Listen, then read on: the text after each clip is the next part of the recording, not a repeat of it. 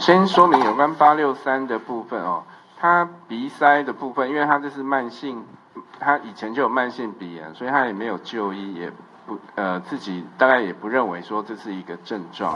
按863有5位家人，对，他们没有异常症状，目前没有。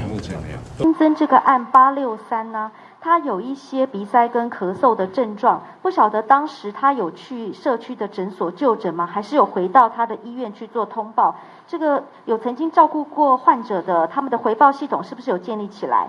第二个问题想请教染疫的856那位医师，他的足迹不晓得有没有跟社区接触，可以公布吗？谢谢。先说明有关863的部分哦，他鼻塞的部分，因为他这是慢性，他以前就有慢性鼻炎，所以他也没有就医，也不自己大概也不认为说这是一个症状啦，所以这个是这个部分。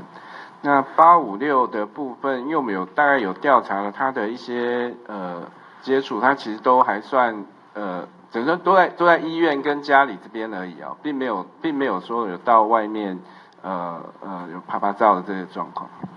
所以庄副，您的意思是说863他有鼻塞跟咳嗽，他没有去就医，是不是？没有。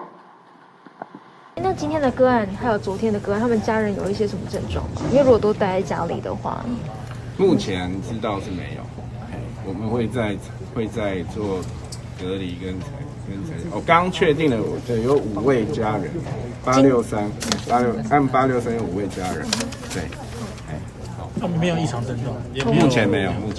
有采检吗？采检会去采，因为早上才出来，所以是不是有采检我不确定。